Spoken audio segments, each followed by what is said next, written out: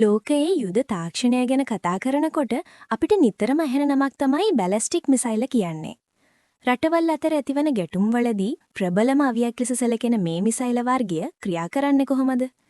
අනිකුත් මිසයිල වලට වඩා මෙහි ඇති විශේෂත්වය මොකක්ද?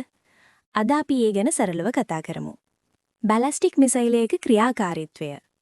බැලස්ටික් මිසයිලයක් ක්‍රියා කරන ආකාරය තේරුම් ගන්න හරිම ලෙහෙසි. ඔබ උඩට විසි කරන පන්දුවක් නැවත පොළවට වැටෙන ආකාරයේ ගමන් මාර්ගයක් තමයි මේ මිසයිල වලටත් තියෙන්නේ. මේ ගමන ප්‍රධාන අදියර තුනකට බෙදන්න පුළුවන්.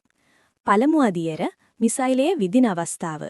මෙහිදී විශාල රොකට් එන්ජින් ආධාරයෙන් මිසයිලය ඉතා වේගයෙන් ඉහළ අහසට ගමන් කරනවා. දෙවන අදියර අභ්‍යවකාශය හරහා ගමන. මෙහිදී මිසයිලය පෘථිවි වායුගෝලයෙන් ඉවතට ගොස් අභ්‍යවකාශයේ ගමන් කරනවා. මෙහිදී එන්ජින් ක්‍රියාවිරහිත වුණත් ලබාගත් වේගය නිසා එය දිගටම ඉදිරියට ගමන් කරනවා. තෙවන අදියර නැවත ඇතුළු වීම සහ ඉලක්කයට වැදීම.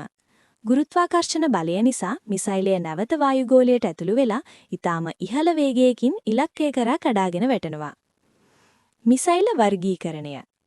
මේ මිසයිල ඒවා ගමන් කරන දුර ප්‍රමාණය අනුව ප්‍රධාන කොටස් 4කට බෙදන්න පුළුවන්.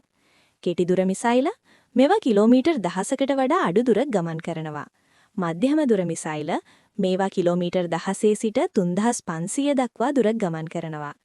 දිගු දුර මිසයිල මේවා කිලෝමීටර් 5500කට වඩා වැඩි දුරක්, ඒ කියන්නේ එක මහද්වීපයක ඉඳලා තවත් මහද්වීපයක තියෙන ඉලක්කයකට පහර දෙන්න මේවට පුළුවන්. අන්තර් මහද්වීපික මිසයිල මේවා තමයි ලෝකයේ තියෙන භයානකම මිසයිල වර්ගය.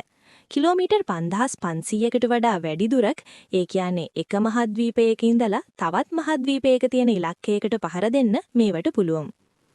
විශේෂත්වය සහ භයානකකම. අනිකුත් මිසයිල වලට වඩා මේවා භයානක වෙන්නේ ඒවායේ තියෙන අධික වේගය නිසායි.